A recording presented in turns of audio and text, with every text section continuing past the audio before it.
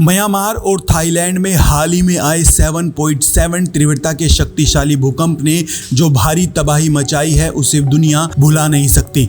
लोग इस सदमे से अभी उभर भी नहीं पाए थे कि जापान ने एक नई चेतावनी जारी कर दी, जिसके बाद जापान के देश में खलबली मच चुकी है।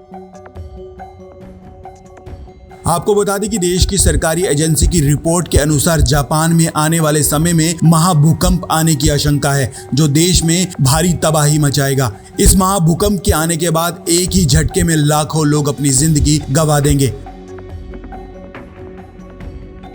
देश की सरकारी एजेंसी की रिपोर्ट में यह भी दावा किया गया है कि इस महाभूकंप के आने के बाद समुद्र में भयंकर सुनामी उठेगी और कई शहर जलमग्न हो जाएंगे।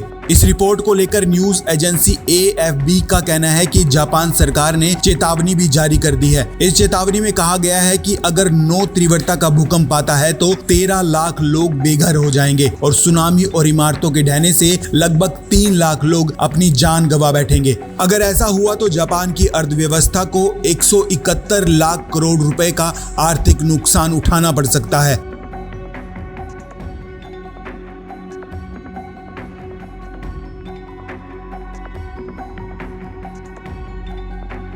आपको बता दें कि महाभूकंप उसे कहा जाता है जो बेहद ही शक्तिशाली होता है। इसकी तीव्रता आमतौर पर 8 से 9 होती है, जो भारी तबाही मचाने के लिए सुनामी को भी ट्रिगर कर सकता है।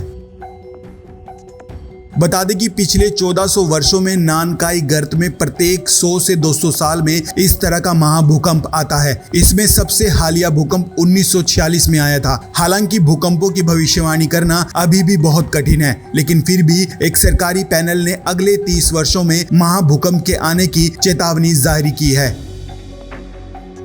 ज्ञात रहे कि मार्च 2014 में जापान में 9 तीव्रता का भूकंप आया था, जिसमें लगभग 18,500 लोग मारे गए थे। इस भूकंप के कारण चीन को भारी नुकसान भी हुआ था, जिससे उभरने का प्रयास लगातार कई सालों तक किया गया।